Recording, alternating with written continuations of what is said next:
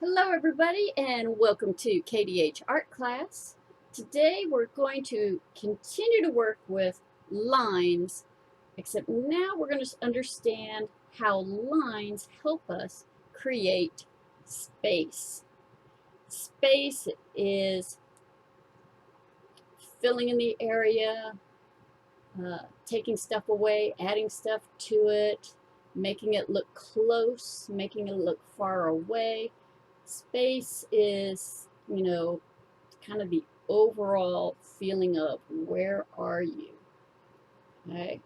Are you in the picture? Are you looking up? Are you looking down? Is it far away? Is it close? Okay. We're going to create this space using lines that overlap. So overlap means go on top of. Right? This line is overlapping this line, which means it's going on top. Well, when you have a flat piece of paper, the only way to put something on there that looks like it's overlapping is by using value to create shadows and stopping our lines when they meet another line. So, wow, that's a lot of information. But it's not that hard. This is more of an intermediate lesson. We're going to be using pencil. If you want to go back later on and add some color like I did here, you're more than welcome to. You will be needing an eraser. The eraser can be on your pencil or separate. I like the square ones. They give me a nice straight edge. Right. You're going to need a curved object. I have a jelly lid and a lid from my coffee, but it can come from a butter tub or anything like that. And you need something that's going to give you a straight line. Straight lines. You can even use, when things come in packages, use this as the straight edge line. Or if you have rulers, use the rulers or the edge of a cereal box or something. Something that's going to give you a straight line. Right? And of course, something to draw on. You may choose to invest in a sketchbook in which you can keep all of our practice drawings in there, or you just need a piece of paper. It can be lined paper, it can be blank paper, it can be copy paper. Guys, we're practicing. Practicing is what makes us better. You can talk to any athlete, any musician, any singer, any actor, anybody in any field. Reading, the more you practice, the better you get. Writing, the more you practice, the better you get. Catching a football, the more you practice, the better you get. Hitting a volleyball, the more you practice, the better you get. Tumbling, the more you practice, the better you get. Dancing, the more you practice, the better you get. And it works for art as well, where you're practicing. So if you don't have the best piece of paper and instead mom ordered something on Amazon and they got that brown wrapping crunched up paper in there, smooth it out. There's some paper.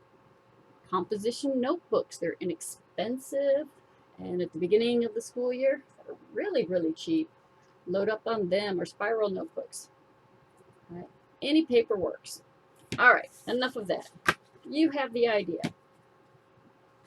So let's start clearing off some of the stuff. All right, this is what we're working towards, and this is what we're starting with. Let me go ahead and zoom in a little bit.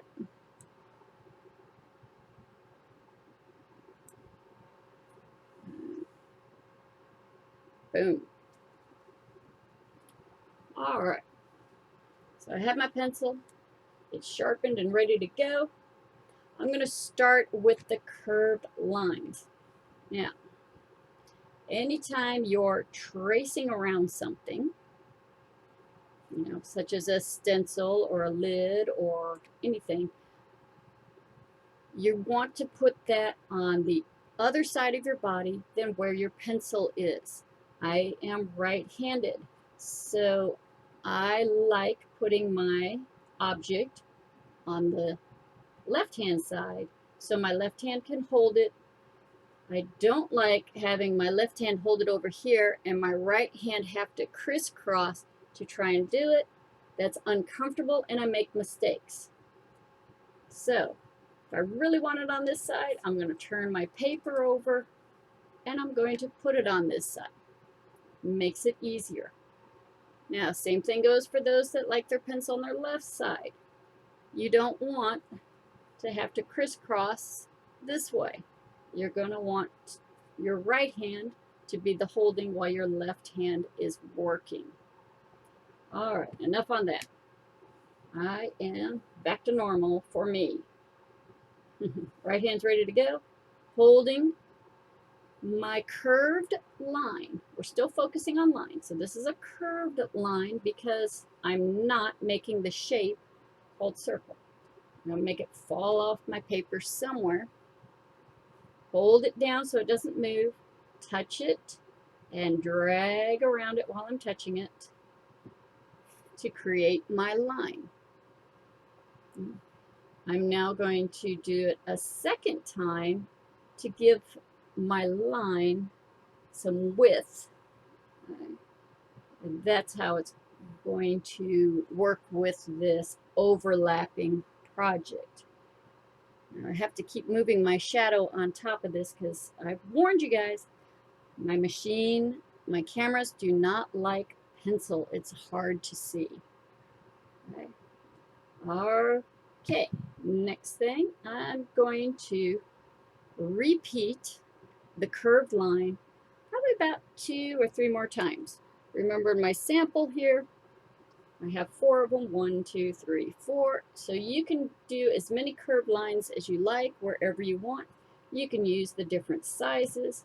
They can overlap each other or not. But heads up, if you're going to overlap, watch this. All right. I'm not going to draw on this line. Instead, I'm going to start on this side and go that way, jump over to this side, and finish over here so that it looks like it's going under it. See that? Because I did not draw all the way, I skipped this area. It looks like it's going behind it or under it. So that's our secret when we start overlapping objects. Don't go on it. Go on this side of it and go on this side of it. And now they look like they are overlapping. You have one under, one on top. Oh, I got it on this side, which means I need to turn my paper to make it easier for me to trace all the way. This one is not overlapping anything.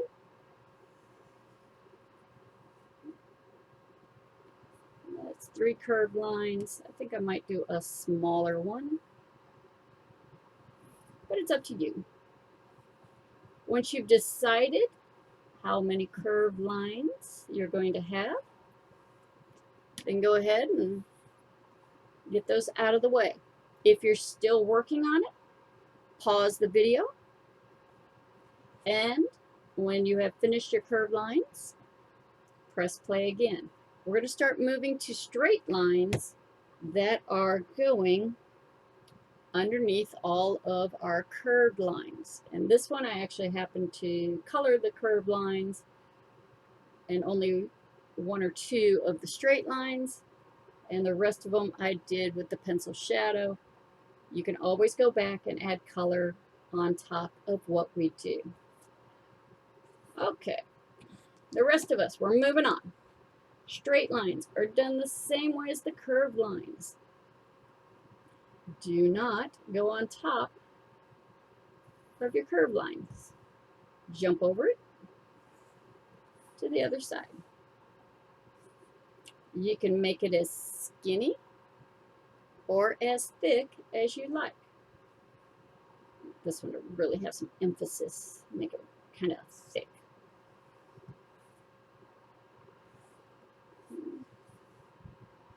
Okay. And now I have these empty spaces in here that I need to start adding something interesting to.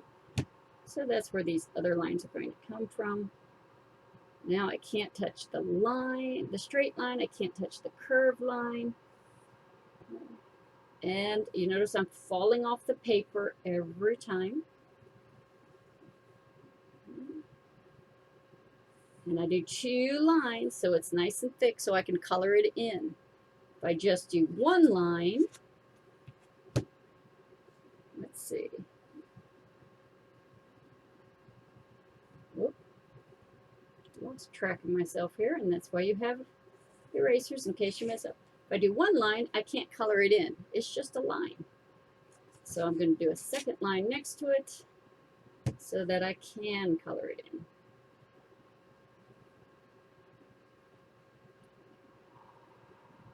So now it looks like it has some thickness to it. There we go. Okay. This area is looking pretty good. But this area is looking like it needs something interesting happening in the background, behind stuff.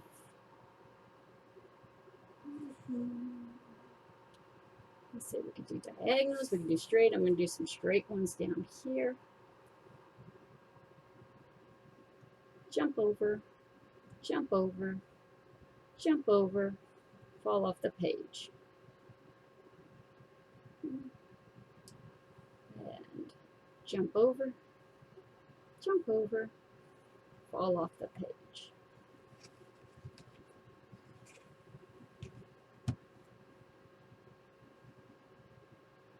Jump over, fall off. Stop, jump over, and fall off. It is entirely up to you where you want to put your lines. You are not going to be able to copy mine exactly. So don't try. Just put them wherever and create your own little artwork. This one's looking pretty good. Kind of like that. I can add a couple more. Maybe I'll do 1 more line down here. So we can get some good overlapping happening. Keep it kind of skinny.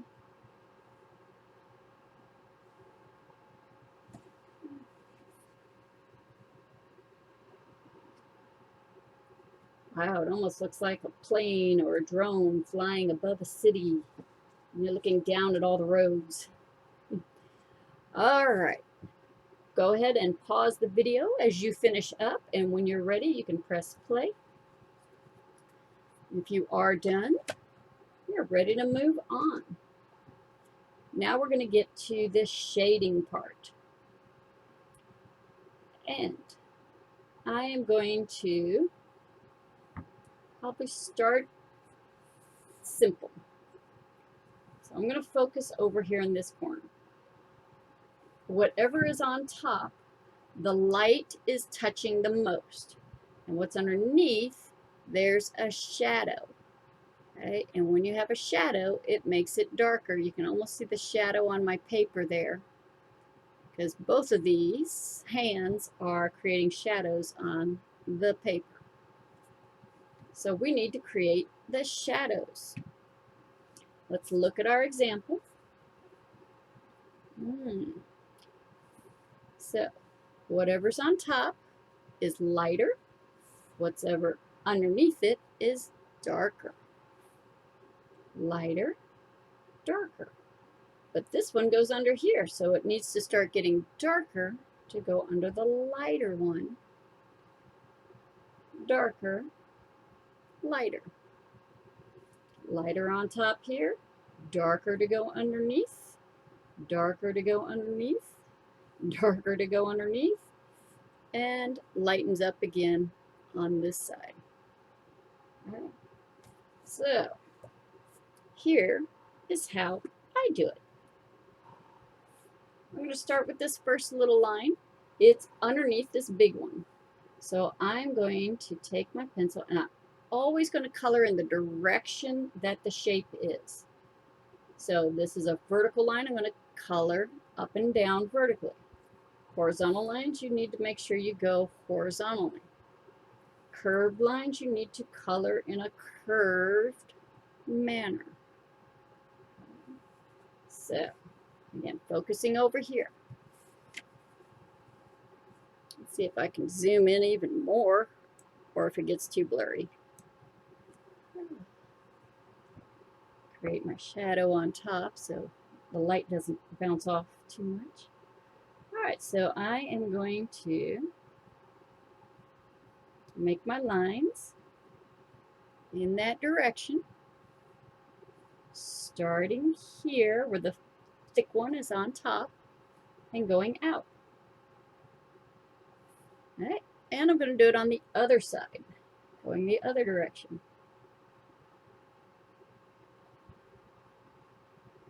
Going out. All right, so right now, just by doing that, it's looking like it's going underneath. It's a little bit too dark and light, so this is where my tissue comes in. If you have a blender, you can use that. And I'm just going to rub, starting on the dark and going towards the light section. All right. And it's going to soften it up a little bit. All right, now because my finger is bigger than this, it kind of smeared it on the sides. You can always come in with your eraser and clean up those sides. And you can even come in with your pencil and just right there on the edge, maybe just do it a smidge darker. So we're creating like a value scale going on here. Darkest right next to the one that's on top, getting lighter and lighter and lighter as you go away. Darkest when we get on top. Oh, and I have another one here.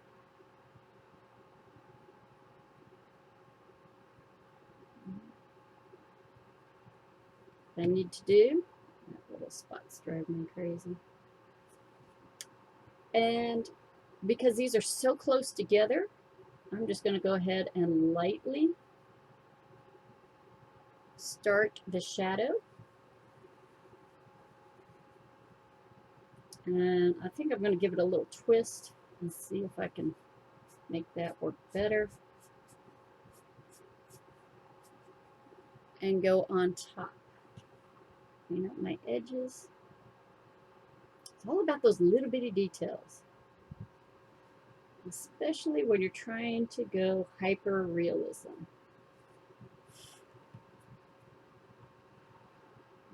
All right. Moving along that one, we come to this side, same thing. Shadow, shadow on this side. And they're super close, so I'm just going to go ahead and put them a little closer together. And I need to come back in and just right along the edge, make it really dark. Really dark. Right there along that edge. Giving it a little extra shadow there. All right. Blending. Moving on. And I apologize, my camera, like I said, just doesn't like me using pencil in my recordings. It likes ink. But you just can't blend ink very well. Okay. So, when you start looking at this project, you can now see that that line looks like it's going under all of those. Okay. So we need to repeat that on the next line. So if I'm going to do this diagonal one right here, It's light as it's going over one, and it gets darker when it's going under. And coming out on this side.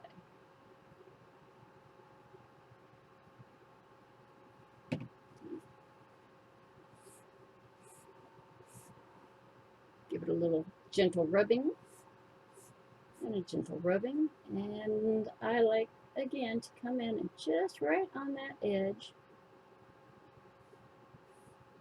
It cleans up the edge. It really casts that shadow under it.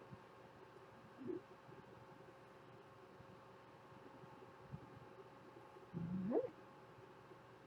That line was easy. It's nice and short. Find yourself another line on your paper that crosses over. And I like coloring up and down more than I like coloring side to side, so I'm going to keep turning my paper. And here I have a couple of the crescent moons and the thick line going over this big one, so I have a lot of shadowing happening here. Now the curved line, I'm going to just follow along the curve. I actually made it a little bit thicker and then falling off. So this one.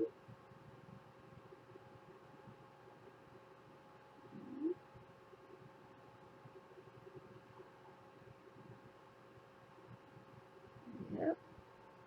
So they're kind of diagonaled a little bit, just like my curve is kind of diagonaled or curved.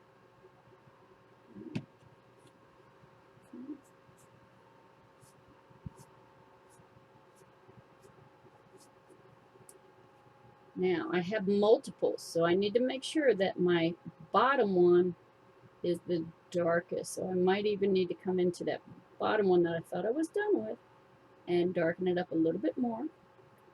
And this is part of being an artist, is going back and adjusting as you go along. It's not going to be perfect the first time you do it. You have to work in layers.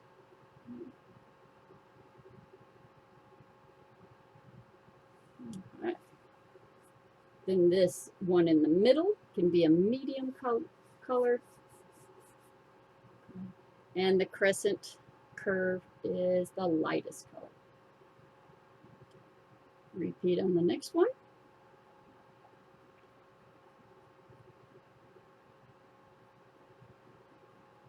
Give it a good blend. And like I always say, go back in and give that nice little darkness to the edge. And please feel free to use your eraser to clean up any of the areas. You can even go in and take away some of it if it got too dark on you. That is your decision. Okay, kids, adults, folks, whoever happens to be watching this video, you are ready to spread your wings and practice, practice, practice. Make sure that you're practicing your shading on all of them. Don't forget, if it's a curved line, kind of curve your lines to match the curve. I'm not going to do a super rainbow curve because this is not a rainbow curve. It's more like a crescent moon curve. Darken it up on the edges.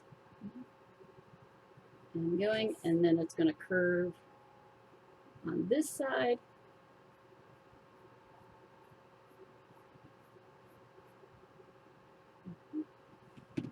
Do my blending.